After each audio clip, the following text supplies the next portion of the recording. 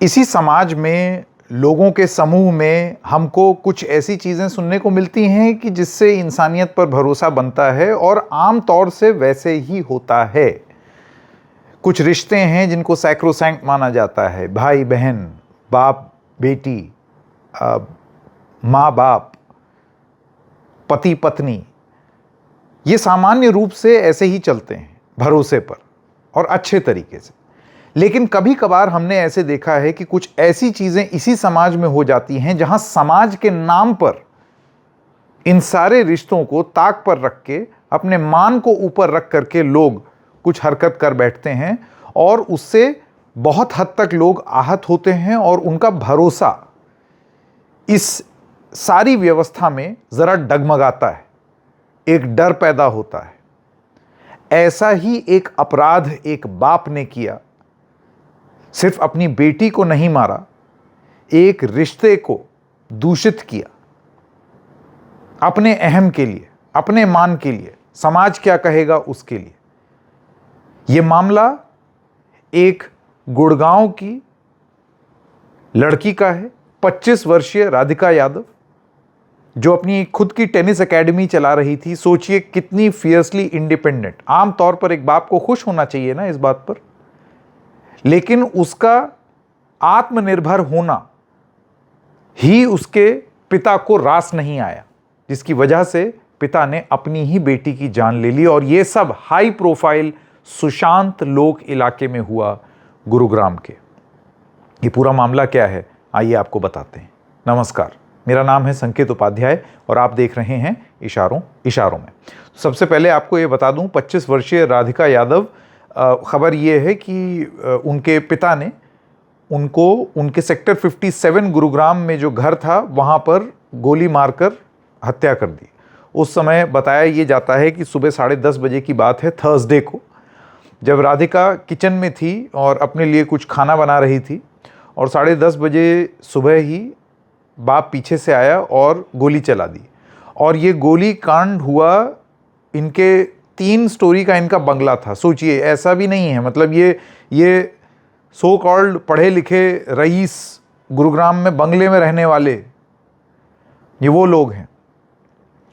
तो 3 फ्लोर का घर था इनका, जिसमें फर्स्ट फ्लोर पर ये गोली चली और माँ, भाई और एक अंकल वो ग्राउंड फ्लोर पर थे। तो जब उन्होंने गोली की आवाज़ सुनी तो वो भाग करके गए और उन्होंने देखा कि राधिका यादव मर चुकी हैं। बाप को अब जाहिर सी बात है गिरफ्तार कर लिया गया है मर्डर के चार्जेस पर। अब क्यों किया, मोटिव क्या था बाप का? और यहीं पर आता हूं मैं एक बेसिक प्रश्न पर कि ये किस तरीके के बाप हैं जो गौरवान्वित महसूस नहीं करते हैं एक बच्चे की सफलता पर। कितने लोग आप जानते हैं 25 वर्षीय जो अपनी खुद की टेनिस एकेडमी बना लेते हैं। 25 वर्ष तक तो बच्चों को यही नहीं पता रहता है कि उनको क्या करना है, स्ट्रगल करते रहते हैं। और अपने काम से ये इतनी संतुष्ट थी कि इसने एक टेनिस एकेडमी शुरू कर दी। बाप को राधिका यादव के टेनिस एकेडमी चलाने से दिक्कत थी, इससे वो बहुत आहत और परेशान थे। ये जांच एजेंसियों ने अब पाया है। इसमें आज मॉर्निंग आवर्स में सेक्टर 56 पुलिस स्टेशन गुरुग्राम में एक इन्फॉर्मेशन मिली थी एक निजी हॉस्पिटल से कि एक लड़की है जिसको कुछ गोलियां लगी हुई हैं, जो मृत अवस्था में हॉस्पिटल में है। जिसके ऊपर पुलिस टीम के द्वारा हॉस्पिटल में जाकर के पता किया गया तो मालूम हुआ कि ये राधिका नाम की लड़की थी और करीब 25 वर्षीय लड़की है, जो कि सेक्टर 57 के किसी एरिया में रहती है। पुलिस के द्वारा उसके घर जाकर के पता किया गया लेटर ऑन, तो मालूम हुआ कि ये जो राधिका है ये टेनिस प्लेयर थी और फिलहाल ये कोई अपनी टेनिस अकेडमी चला रही थी। इसके पिता के द्वारा इसको गोलियां मारी गई हैं, जिसको पुलिस के द्वारा अरेस्ट कर लिया गया है और उससे पूछताछ की गई है तो उन्होंने इस घटना को अंजाम देना स्वीकार किया है।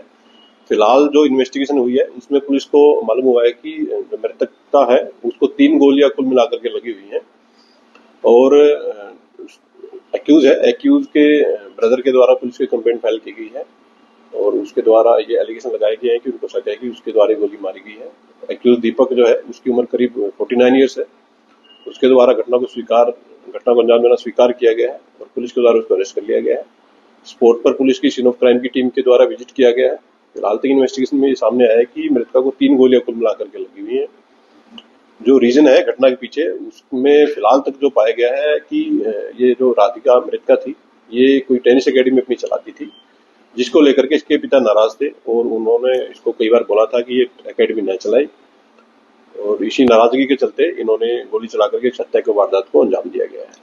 पुलिस ने इसमें और भी एंगल प्रोब कर रही हैं, including objection over possible affair और सोशल मीडिया रील। मतलब बाप को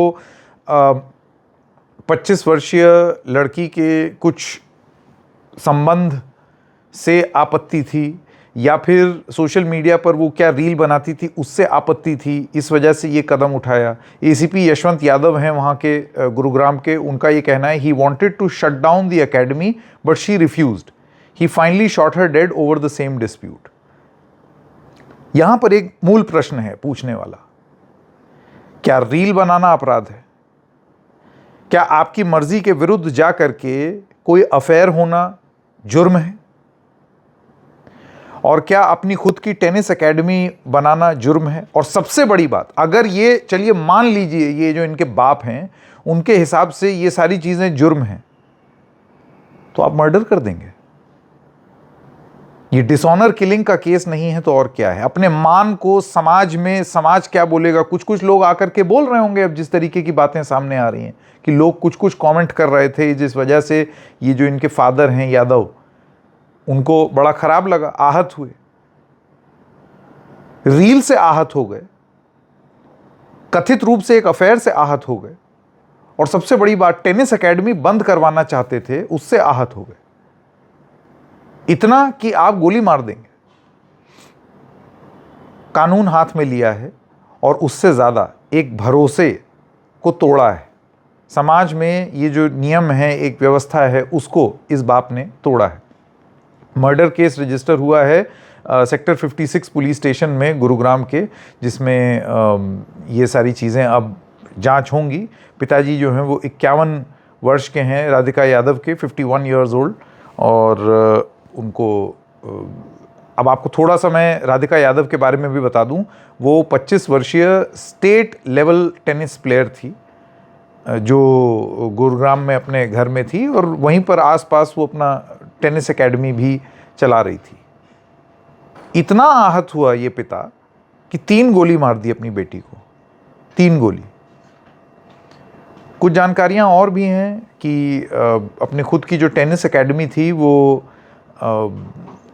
चलने को लेकर के तमाम बवाल पहले भी हो रहे थे बाप दीपक यादव और बेटी राधिका यादव के बीच में। तमाम सब और चीज़ें हैं जो अब जैसे जैसे जांच होगी उसमें पता चलेगा, लेकिन मुख्य बात ये है कि ये दीपक यादव डिनाई नहीं कर रहे हैं कि इन्होंने क्या किया है, अपनी परिस्थिति बता रहे हैं। सोचिए, इतना एम्बोल्डन्ड हैं कि वो इसको जायज़ समझते हैं जो उन्होंने किया।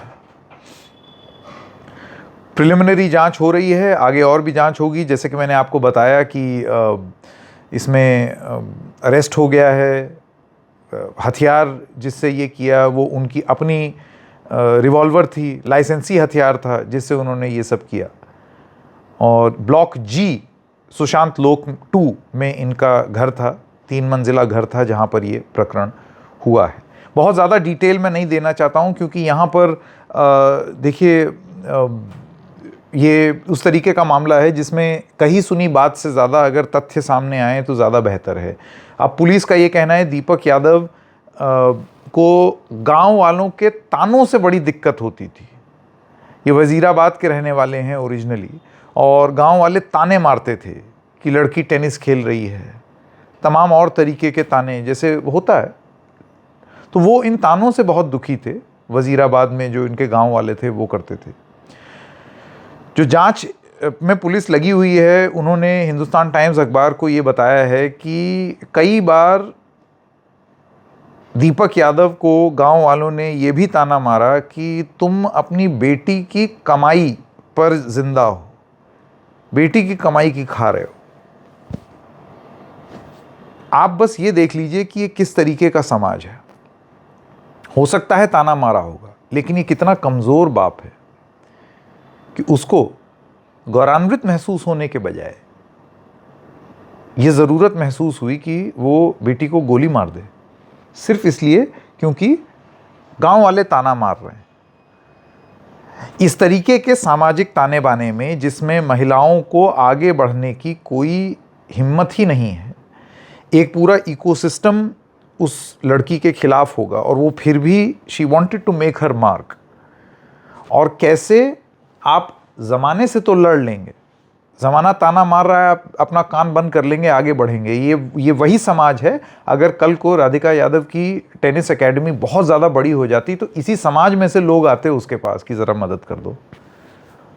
आप ज़माने से लड़ लेंगे, लेकिन अपने परिवारजनों से कैसे लड़ेंगे, अपने माँ बाप से कैसे लड़ लेंगे। हो सकता है आप उनसे आर्ग्यू करके अपनी बात रखने की कोशिश करें, लेकिन अगर बाप ही गोली मार देगा तो आज बहुत सारी लड़कियों को सपना देखने से रोकने का प्रयास इस बाप दीपक यादव ने किया है। उम्मीद यही है कि ये खबर देख करके वो हर लड़की जो सपना देख करके आगे बढ़ना चाहती है, वो ये दृढ़ संकल्प और निश्चय ले कि कोई भी मेरे सपने के बीच में आएगा, भले ही वो परिवारजन क्यों ना हो, हम आगे बढ़ते रहेंगे। वरना इस समाज का काम है ताना मारना, नज़रअंदाज करिए। जांच का इंतज़ार करेंगे और देखेंगे कि और क्या निकल करके आता है। लेकिन बहुत डिस्टर्बिंग स्टोरी थी। इशारों में बस इतना ही। फिर मिलेंगे, तब तक के लिए नमस्कार।